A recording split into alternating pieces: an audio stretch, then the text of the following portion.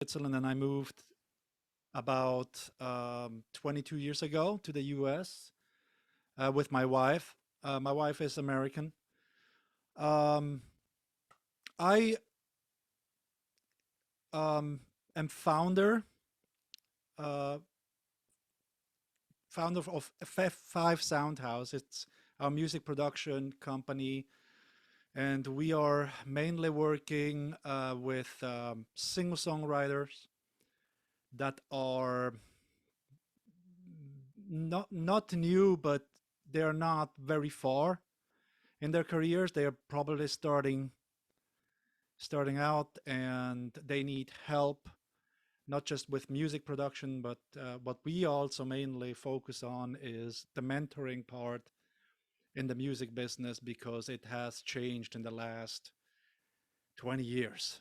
It drastically changed. So we mentor our clients as well with how to kind of navigate in this music industry that we have right now. So what else? I guess I will tell you more once once we go with Yeah, questions and for sure. so. Sounds good. So the first question I have is so what has your journey been like? It's kind of obviously a big question, getting to where you are now. So you've told us kind of like what you do now. Where did you start and like where were you around, say, like our age, like when you were just college age or like even earlier? Obviously, it's probably been quite the journey getting to now. And but yeah, Oh, if you could just it's outline what you did and like kind of your experiences and what you've learned and stuff like that, that'd be awesome. okay. Well, my journey started in Switzerland. I actually was in the construction industry. I learned like a bricklayer, carpenter, moved on to architectural draftsman, and then I was interested in project management, which I then went to school for it. So I graduated as a construction manager in Switzerland, and then I was working as a project manager for about 10 years in Switzerland. Then I moved in 2000, and I continued to work in the construction industry here in the US. And I worked about 5, 6, 7 years. I got laid off a couple times because there are barriers with my at the time my language. There were some limitations. So and I guess the in 2008 there was a recession, so I got laid off again. And where the music came, I always was a musician. In Switzerland, I was in a band. I was a singer, played guitar in a Italian cover band. We were covering Italian artists, but also doing originals. So I was songwriting with the band at the time. And in 2008, then when I was laid off, my wife said, "Why don't you just do something else? I guess construction, you don't like it, and maybe it's time for you to choose something else." And I asked, "So what can I do?"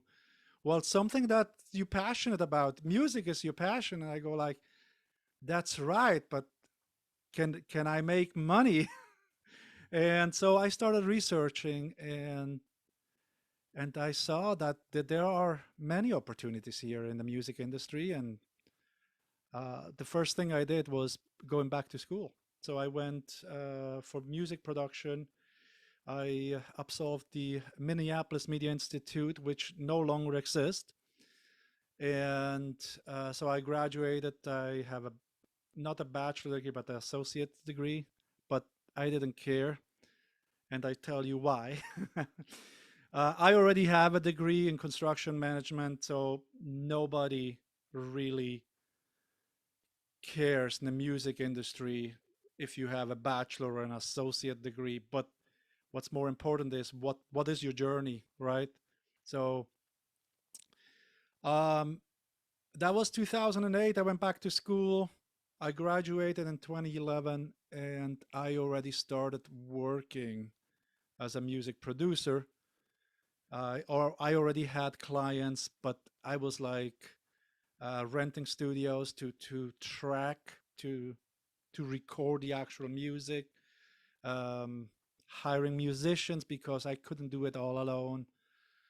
And then came um, my business partner today with an opportunity. Um, we were looking at a location in Minneapolis for a recording studio, and we always got along, and that's very important. That when you get in business with somebody that you really get along with. So we've been together now for over 10 years, and knock on wood, we're still doing great. So um, we found a location for a recording studio. We built a recording studio called F5 Soundhouse, which initially it was just a recording studio. I was bringing my own clients, and my business partner was bringing his own clients into the studio. But um, a year or 2 years later, we decided to kind of work together because we had a client that we both were working on, a client that wanted country songs, and I'm being from Europe. I'm not really a good country music songwriter.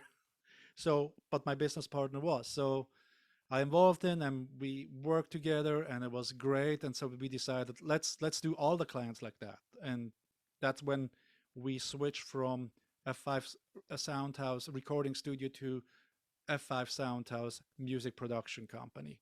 So that's how we started out. That's how we found it. So yeah. Awesome. We're kind of going back to what you touched on. Obviously, you didn't start from the get-go doing music, and that wasn't your like initial major. Mhm. Um, we actually got a question that's kind of applicable to this, which is let me find it real quick. Sure. Um, they asked, what did you major in during undergrad studies, which you've answered, but did you find that that major was useful in your career now? Obviously, it was different. Have you learned applicable things? And then how important do you think that was, or how important do you think going back to school for specifically music was in getting into the music industry? Okay. So my construction management degree came, or my experience as a project manager came in handy because it is business. You have to treat this as a business. Um, Estimating, for example, budgeting, all that came handy. You if you build a house and you get drawings like blueprints, right? You get a blueprint, and then you go and select materials that are needed, and you are putting a budget together. Music production is the same thing. You discuss with the client. You have the scope of work, which is how many songs do you want to do, and what instrumentation do you want to put on. So you start to list everything, and then we have experience to say it's this is going to take this and this long to produce a song. Nowadays, I can tell you from experience, to produce a radio ready single, it's gonna take from 15 to 25 person hours. I hate to say man hours, but it's person hours because, and I say here, we have a studio manager, a female studio manager. So that's why she always tells us you cannot say man hours, you have to say person hours. So anyway, um, so that experience, 10 to 15 years that I worked as a project manager, came in handy, even in accounting, because we learned accounting. Even if it's easy, you study a little bit more in that. And so I'm doing accounting because it's a very easy accounting with us. Taxes I do on my own as well because I just got into it and I know how to do that. Um, but also managing the whole project, right? what where do we start, and when are we doing drums, and when are we doing how do we do that? Are we recording drums, bass, and guitars at once, all together? That depends on many things. Or are we doing everything individually? It all depends who's playing, what the project is, what the style is, and all that. But that tells me how to organize it. So, um, another factor that comes in is the payments that the clients is making payments. I know some studios they charge on an hourly base. We have a budget, and then there's four payments, for example, that we ask on, and a specific time of the project we ask. Okay, this the next 25% are due. So when you have three or four clients doing that, you have to kind of manage that cash flow that comes in because you have expenses, right? You salaries, rent, and other expenses that you have in a studio. Um, and now I forgot what the follow-up question was. What? Sorry. I think that so that's great. I think the second one was kind of then how did deciding to go back to school for music Oh, okay. help Yes. you expand your knowledge that you had pre-existing? That was kind of weird. I mean, I was like, I was like 41 and went back to school, right? And they had me to take an SAT test first to see if I had. They didn't believe me that I had a high school diploma and everything, right? So they wouldn't let me in, and so I had to do this SAT test, and of course I passed it and everything. And but at school, I was a straight A student at the end, and it was easy because I'm really passionate about music, but then you have general education um, credits that you had to take as well, and those. I mean, with my experience, I'm being 41. You kind of have there's like you have so much life experience that you kind of have no problem with that. So the language for me at that time it wasn't anymore an issue, and no, it was great. It was great. I had no problems. I did some networking at the school, which I still have a lot of relationships with my teachers and mentors. With one of them, I am producing a podcast now for him. His name is St. Paul Peterson, who was in Prince's The Family, and he was in Purple Rain, was in The Family, in The Time, those bands, and he played with so many great artists in his lifetime. And so I'm producing a podcast for him now, and we are great friends. And yeah, so Awesome. So, kind of going back to another question that was submitted, which you kind of just touched on, is someone had asked, is it true that connections are needed to get a job in the music industry, or also like what do you think the value is of making connections and networking with people, especially in this industry? I think that's a very important part of that. Yes, network. I think even in the construction industry, you build a network. Um, where I'm from, Basel, Switzerland, which is like a 350,000 um um, population. Uh, I was known as the project manager there. I could go work with any companies, and they would know who Davide Raso was. I could never establish it here because it was way bigger, right? Even Minneapolis, it's way bigger. So, and I never had the chance to establish myself. That was the one problem I had in the construction industry. And then when I went back to school, I said I'm going to network with as many people in the industry as possible. And even if nothing comes out, even like 4 or 5 years later, all of a sudden, oh yeah, remember this and that, and then they remember you. Um, a good example of networking.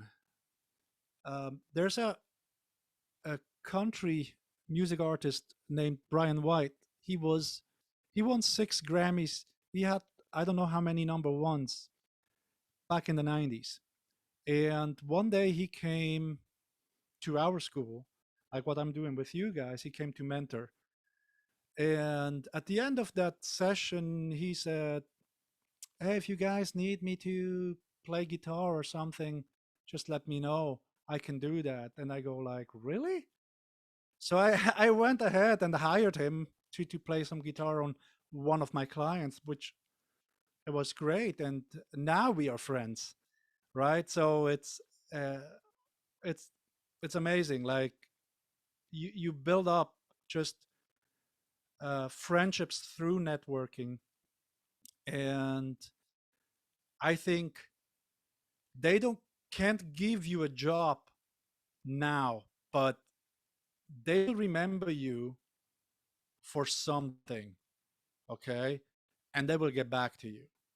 Like there's so many examples that I can make. Like, hey, that guy makes great coffee, and he gets hired to go on tour with this band because he's a great barista.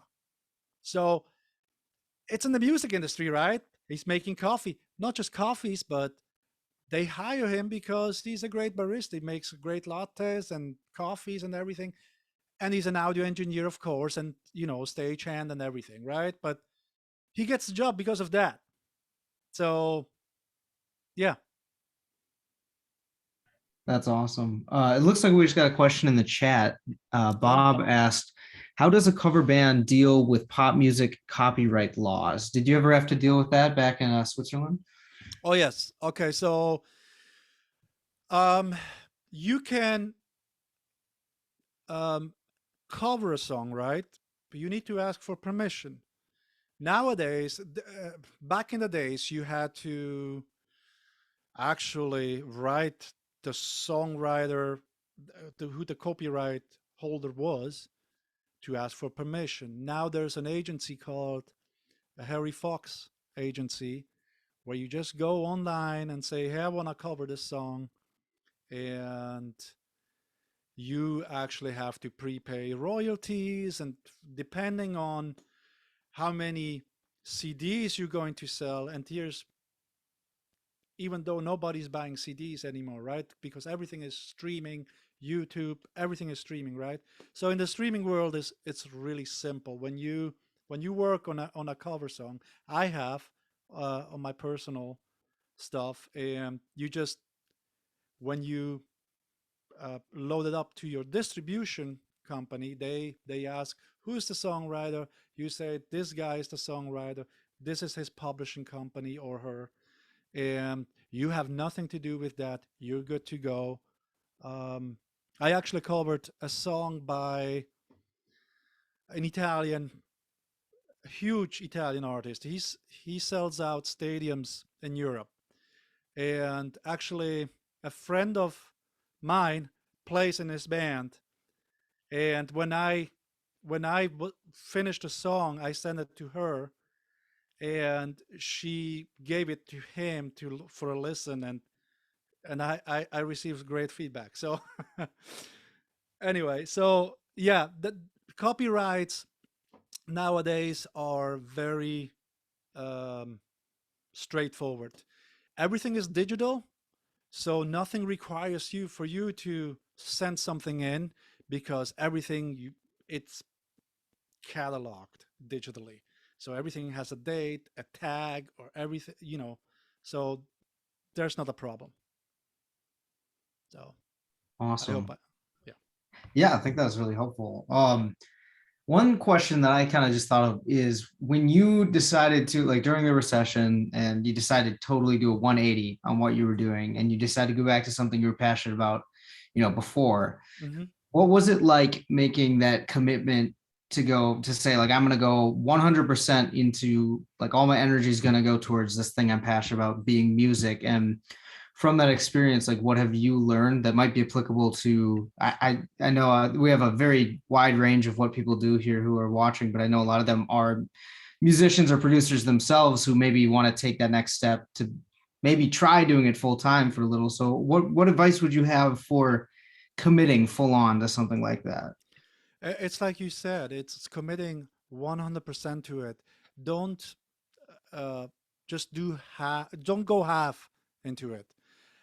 I We had many interns in the past. Not with COVID now. We haven't had any interns lately, but we mentored a lot of people. Um, and the one thing I was always telling them, if you want to work in this industry, you have to go 100% in. You can't do it just have. I know a lot of people, they have day jobs and then they want to do it. But here's what happens: you have clients, they expect for you to be available, right? They don't want to wait a long time for you to finish something. They want to uh, right away, or within a specific time frame that you actually put together when you talk about the project.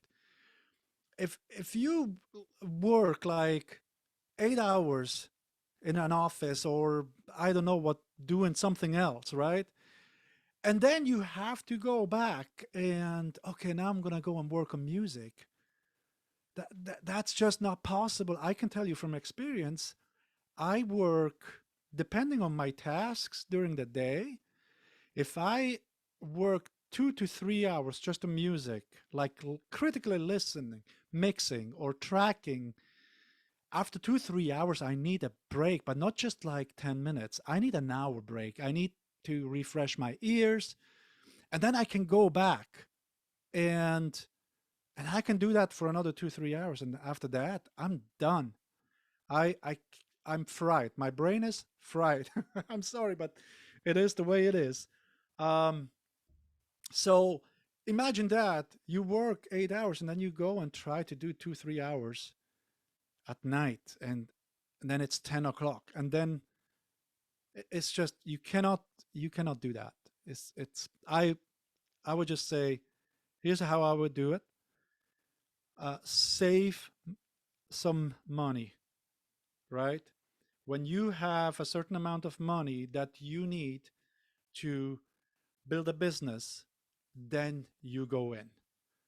But then commit to it, because that forces you to work harder, to look for your clients or jobs, right? Projects that you have to look for them, and they don't come to you. That you We still today, we yes, we do have repeat clients, but we're still looking for uh, new clients, new projects everywhere. We're not just here in the US, we're looking everywhere: Europe, Japan, wherever they are. So we're looking for them too. So, and that's how you kind of do it. That leads really well into another question we received earlier, which is, let me find it. Was there any drastic difference between working with Western artists versus international artists? um, we had one client from Japan, and he was accustomed to us. So it kind of was a little bit more, you know, towards us. So there wasn't like a cultural difference. Um, but even like with clients from Europe, we worked with Swiss, we worked with Italians, we worked with people from the UK, and they are just each country. Luckily, I'm from there, so I kind of know the culture a little bit. So if there's like a um, a translation issue or something, because sometimes you can't just translate it, and so you kind of have to, okay, so what does he mean? So and and you have to kind of find a way, so it no, I mean, for me, luckily, it wasn't hard. So yeah. Cool. So you mentioned like one thing that you do in addition to recording and producing is mentoring and probably helping with songwriting and such. I think everyone here would probably love to hear what the process is from beginning to finish with like an artist says, okay, I want to do this. I want to do it here at F5 Sound House, what that process is and how long it usually takes and just like each step along the way. Okay. So most people that work with us, they come through uh, our website, right? And they look at our website, and if you go on our website, f5soundhouse.com, there's a section where we have our demo reel. We call it the before and after reel, which we are showing what came to us and what came out of F5 Soundhouse. So kind of like in 15 seconds, we're showing how we work. But so they come to us, they explain to us what they want to do.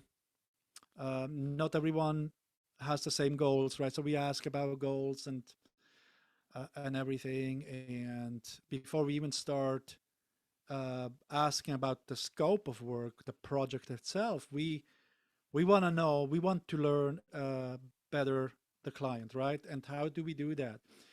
We send them home with with three tasks. Um, the one task is they need to get us the 10 songs they wish they wrote, not the 10 favorite songs, but the 10 songs they wish they wrote. So, and that will tell us where their musical heart lies, right? Then the other task is they're opening up at the festival, they're opening up for three other artists. Who are those artists? And they have to be cohesive. You can't, like, if you're like a pop artist, you can't open up for Iron Maiden, for example, right? So it has to be cohesive. And then the last task is, which is more like a technical thing, is to give us two songs that are really well mixed.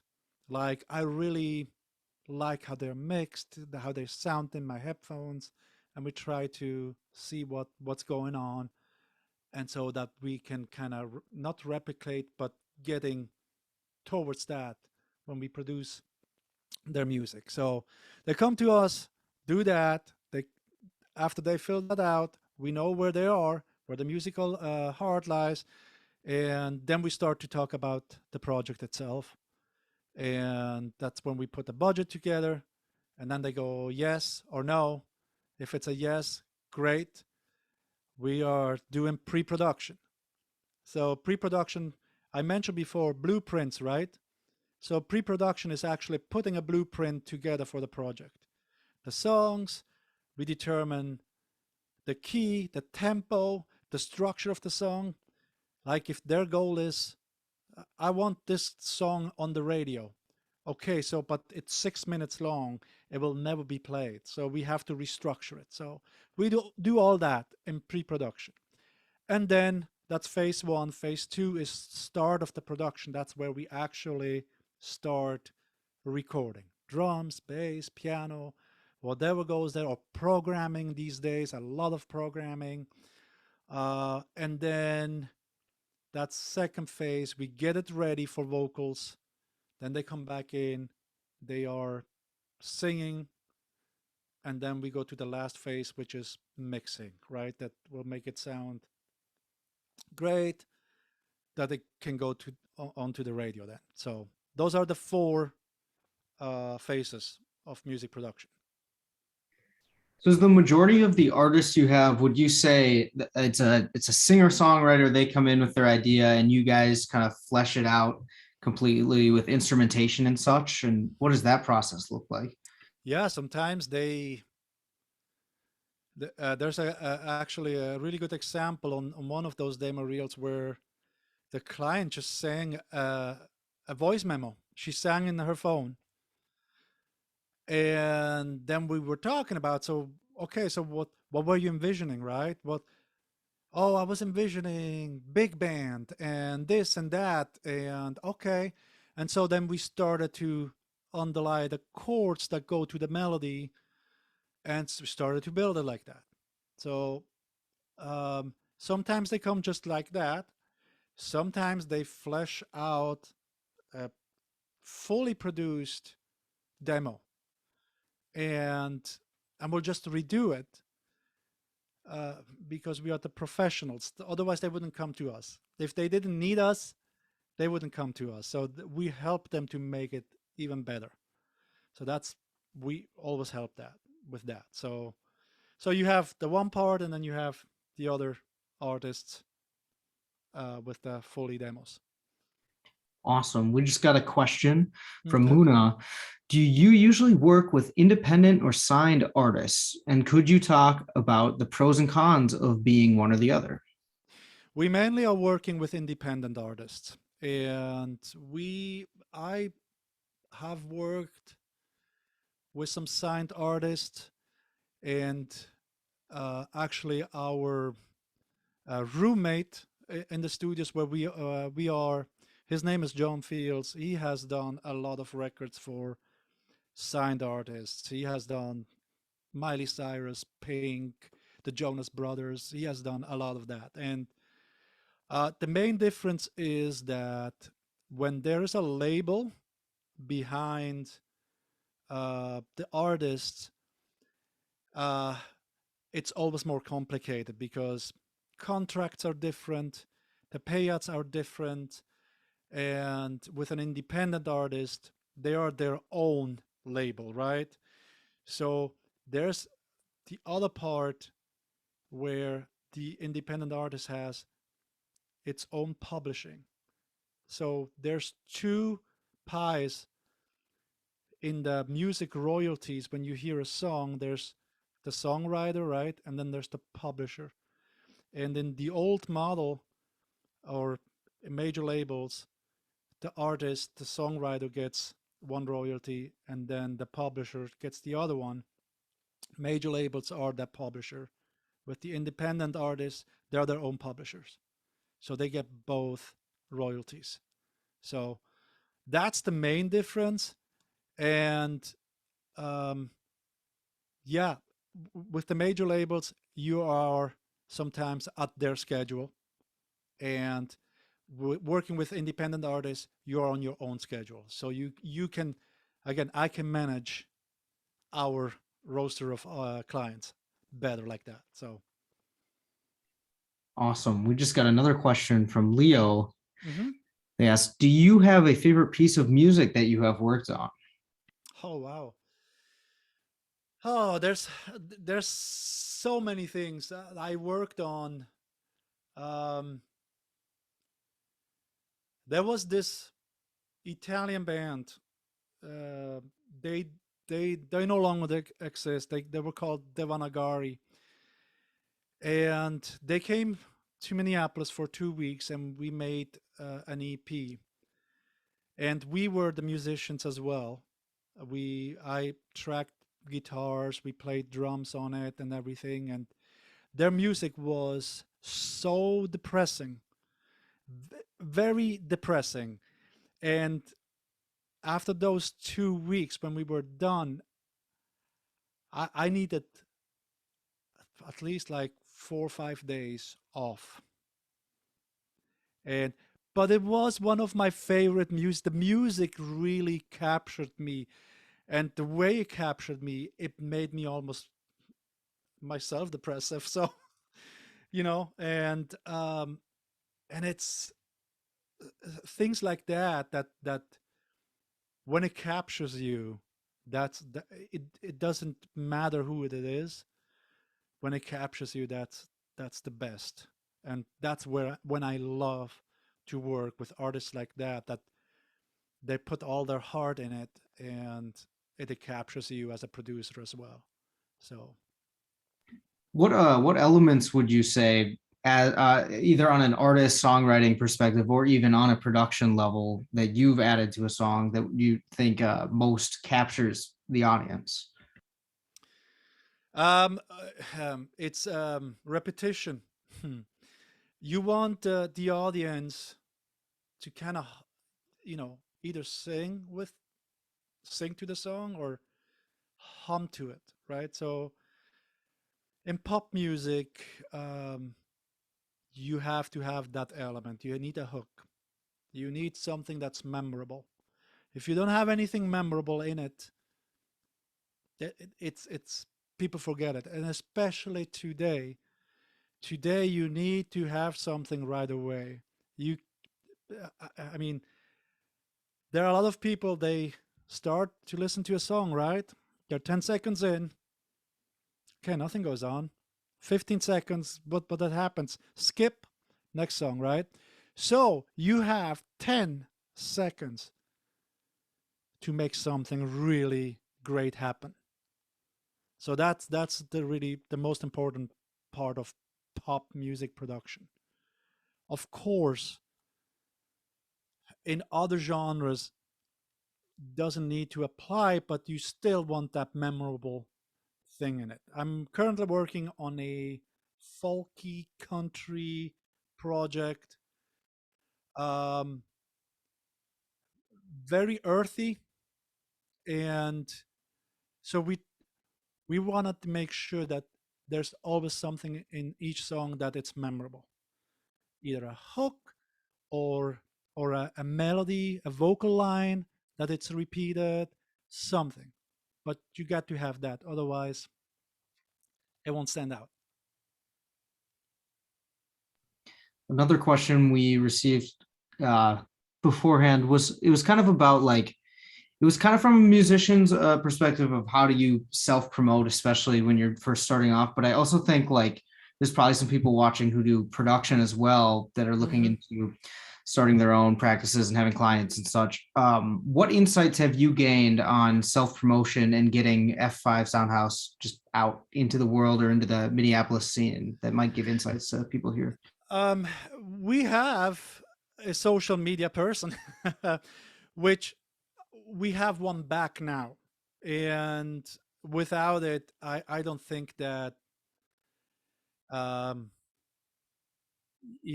I think it's very crucial, social media today. And I know it sounds cheesy, but you got to do it. You have to be on Instagram, Facebook. I think we are on Twitter as well. I don't personally use Twitter. I use just Instagram sometimes on my personal page and Facebook. But we have a social media person who kind of like takes pictures and then uh, puts posts out there. With the podcast, it's the same thing. Like the Music on the Run podcast, we do the same thing. We have a social media person, and that's even more crucial because we need to be out there almost on a daily basis. And just to tell you guys how we garnered more audience for that podcast, um, we had our host, who is St. Paul Peterson, right? Is great musician. Um, we we try to find something. What can we post every Friday? So we need something for every Friday, and say, how about our intern back then? He said, how about just a 1 minute jam? Just invite people on that jam and just let's call it Funk Friday, and let's get it out. So every Friday, and we have already more than 100 episodes of Funk Friday, and it's every Friday you have like a jam with musicians that work with the greatest artists in the world, and and that's great, and that's how people got to us on the podcast, and started the downloads on the podcast started to grow as well. So in at F5 Soundhouse, we like post and just be consistent with posting, be out there. If you're not out there, you're forgotten. So what's with everything? Going back to the podcast, Music on the Run, what is say a memorable guest or a memorable insight that you gained from producing that, or some fun fact you learned about one of the guests and who it was? Oh wow. Um, we interviewed, for example, Steve Miller from the Steve Miller Band. I don't know if everyone knows him. He's like 76 now, but the Joker, right? Um, when we got to his tour bus, we went out. He was in Minnesota. We went to his tour bus to do the interview. I got on the bus, and he started talking about the Tour de France, the cycling Tour de France, which I'm a big fan. And I got right away talking about that too with him, and so that the insight there is like, well, they're just human, just like you. You know, they talk about everything, and so that was one. And then who knows that Kevin Bacon is actually a musician. So Kevin Bacon, the actor, he's in a band with his brother, the Bacon brothers. We interviewed them, and Paul knew their drummer because he played with him, I think, in the Kenny Loggins band. And so we asked, "Hey, are they willing to come onto our podcast?" And they said yes, and we go like, "Okay, right." So, and again, they're just like human, like talking about everydays and talking about the coffee across the street, and that was great, and and things like that. It was just great, and so that's the inside. A lot of the bigger celebrities that I've met, they're just like you and me, and they're not stuck up like some people think they are. So yeah, All right, so we're getting down to the last couple questions, and then we'll just open it up for if anybody wants to unmute and sure, ask a couple questions. These are the more philosophical ones, maybe. okay, Uh, maybe a little cheesy, but why is music important to you? Very broad okay, question. all right. So I was always musical from when I was like 7 or 8. I already back then I wrote lyrics to songs that I had in my head. I couldn't play an instrument. I couldn't play an instrument until I was 21. That's when I graduated from construction management school, right? And so I was finally free. Oh, I have to say too, I played soccer in Europe, high level soccer in the youth. So that's what helped me up too with music. I couldn't do both. So I played soccer, and I didn't make it as a pro. So the plan B was construction management. Anyway, I graduated. The first thing I did was I bought a guitar, I bought an amp, a book with how to teach myself to play guitar, and that's how I started. Right at 21. Um, music, you don't find music. That's if we want to keep it philosophical, right? You don't find music. Music finds you. And I experienced that when working as a construction man, and I quit. And the urge was so big to do something in music that it came back, right? And here we are. 12 years later, I'm still doing that professionally, and I have no intention to quit at all. Music is just, it captures you, and you can't just let it go. So Yeah, that's awesome. I think one insight I've kind of gained is I think probably a lot of us here have something that we're wondering, is it too late to do this or that? Is it too late to learn an instrument, like and or is it too late to try something in music? Because you see people like Billie Eilish who are so young and so successful. What do you think about that? Is it ever too late to do any of that? no, No, and here's why. Not everyone can make it as Billie Eilish or Taylor Swift or but it's the music itself. I mean, I have songs in me. Why wouldn't I produce them? I have all the tools. And why wouldn't I produce them and release them to the world? I don't care if somebody listens to it, but I have the satisfaction that I release them to the public, right? So, um, no, you don't have to be as young as Billie Eilish to make it.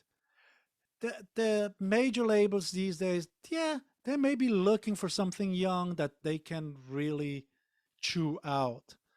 Because the older you get, the um, the how I say it, the older you get, the wiser you get, and the less you compromise when you get the opportunity to be signed as a major label artist.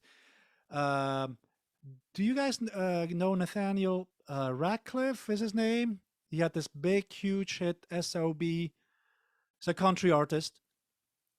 So he was 35 or 36 when he got signed. And he was, I was listening to a podcast, he was on it, and he said that he could have been signed when he was 25 and he didn't want it because there was no compromise. You either do this and we tell you how to do it or leave it. So he left it, but he got signed 10 years later. And now he's a huge country star. So it doesn't matter how old you are. If you have music in you, you should do it. Where it takes you, that's open, right? So yeah. That's fantastic advice, I would say. Definitely someone commented and said very inspiring because they're 21 and now they're starting to learn guitar. So Oh, that's I was fantastic. 21, and now I'm still not a Jimi Hendrix on the guitar, but I can handle great things on the guitar. But here's also something when I work on music production, if there's something I cannot do on the guitar or I cannot accomplish with my own things, I hire somebody that does that. It's because here's the most important thing. No, not everyone is a prince. Prince played I don't know how many instruments, great, right? And but what do you do? What's best for the song? Not what you can do. What's best that the best I can do. You have to open it up. If you have somebody that plays better guitar or that style of guitar that fits to that song, I'm gonna hire him. I'm not gonna try to imitate a Neil Sean. I hire somebody that can play like that, or I hire Neil Sean if he wants to, and or like Brian White, for example. Brian White is a great acoustic guitar player, finger picking style, fantastic player. So whenever I need a guitar like that, I call Brian. I need you on this project. When can you do it? I can do it then and then, no problem, because that's what's great. It's what's best for the song, and not what's how can I um, go and find some shortcuts for something. So Awesome. Well, we have about 10 minutes left, and I think it'd be okay, great to open it up to anybody who's viewing and wants to like unmute or and ask a question. That'd be awesome. I'm trying to. Okay, cool. Yeah, I was just reading in the chat now a little bit. So, but go ahead.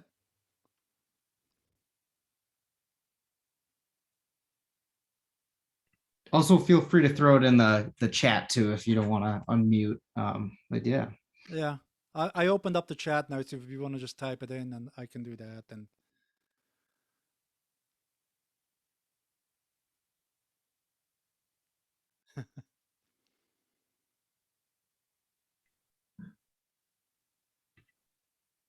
Don't be shy. There's got to be some questions out there. Let's hear it. all right, I joined a bit late, but I really enjoyed this. Thank you.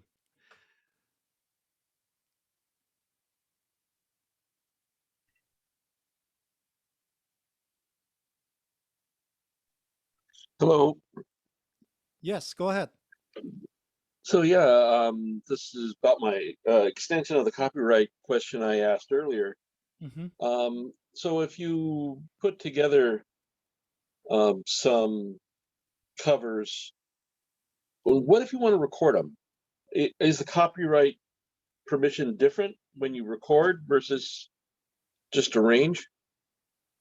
No, it's the same because you actually, like I said, there's the Harry Fox agency that you are actually buying. You ask for permission that you want to cover the song, and then you are actually prepaying royalties. The royalties are defined as uh, 9 cents for the songwriter, 9 cents for the publisher. I was talking about songwriting and publishing before, right? So when when you record it, you are actually the publisher, right? Because you are publishing it. Okay. If your band is recording it, you are the publisher, but the songwriter still needs the credit for. So if you put this song on a CD or somebody downloads it from Apple Music or uh, Amazon or wherever you can still download music, right? You are prepaying royalty. So you kind of like say, I think uh, people are gonna download this song 1,000 times, or I'm going to sell 1,000 CDs. So you prepaying like 9 cents times the thousand, which is then what, $90. So Oh, okay. okay, so that's all regular. The Harry Fox agency makes sure that everything is legal. There's Right. another company that does that. It's eclicensing.com, I think. That's what I used. So you go ahead and okay, I'm prepaying 100 downloads, and no one downloaded that song that I did. Uh, and this, like I said, the streaming when you upload your songs to, I use CD Baby as a distributor, for example. They ask who's the songwriter, so you say the songwriter was this guy. Who's his publishing company? You say his publishing company is that, but then you also put your publishing company because it's your record. The publishing is for the record. The songwriting is for the actual song because um, a Willie Nelson song can be covered into metal, right? So that's a Right. new recording then, and that is then considered as a new publishing. So that's what you need to make sure. But everything, if you go through easylicensing.com or Harry Fox agency, I think it's harryfox.com or harryfoxagency.com. One Yeah, of the two. I just threw the link in the chat there if anyone Oh, wants to cool. check it out. Yes. Gary Fox. So and so that's kind of how it works. And for your own stuff, like if you're a songwriter and as an independent artist, you then your own publishing, you have to sign up with a performance rights organization such as ASCAP, BMI, or CSAC. So those are the three companies here in the United States. Each country has its own performance rights organization. Like Switzerland has Suiza, and then uh, Italy has the SAIE, whatever. So each country has its own performance rights organization, and the performance rights organization, they are collecting the royalties for you. They're collecting royalties whenever your song is played on the radio or somebody performs it, right? They are collecting those royalties for you. Um, Streaming is different. Streaming is you sign up with your distributor like CD Baby, and they are collecting your royalties for you. So, and they're not 9 cents, believe me.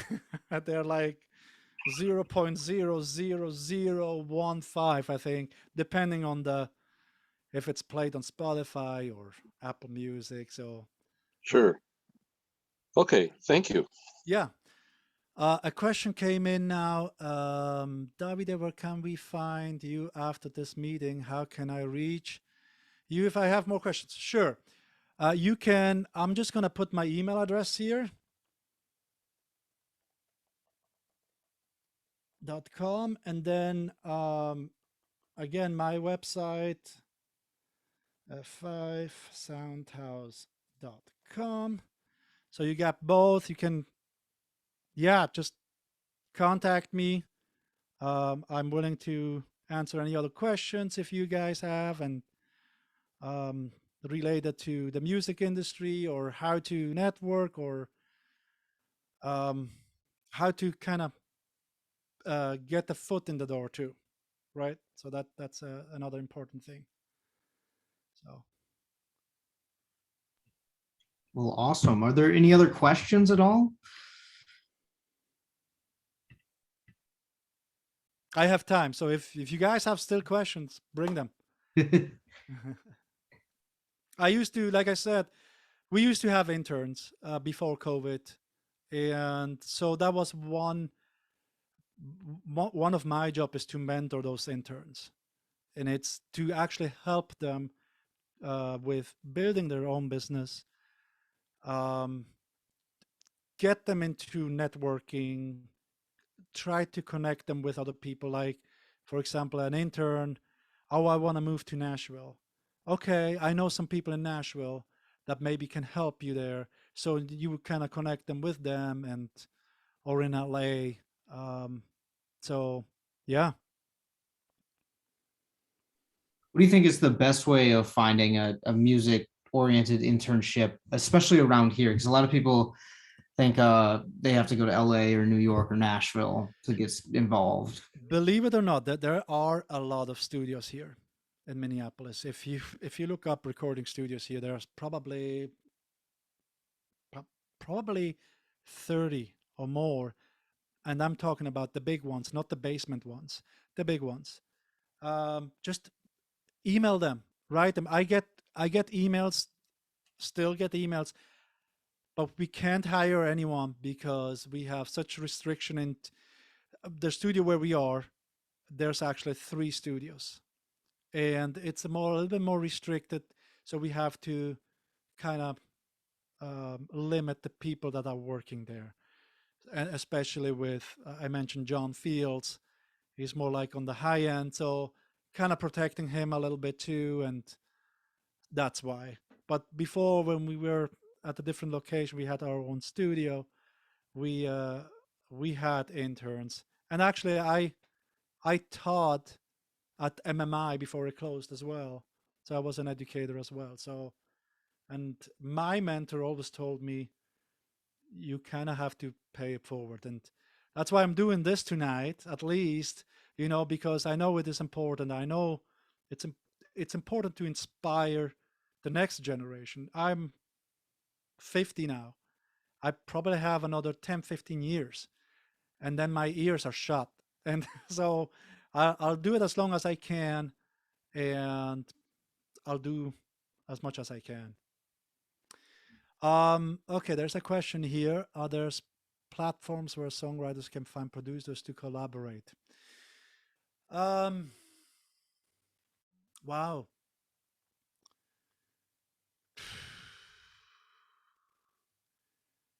SoundCloud, maybe?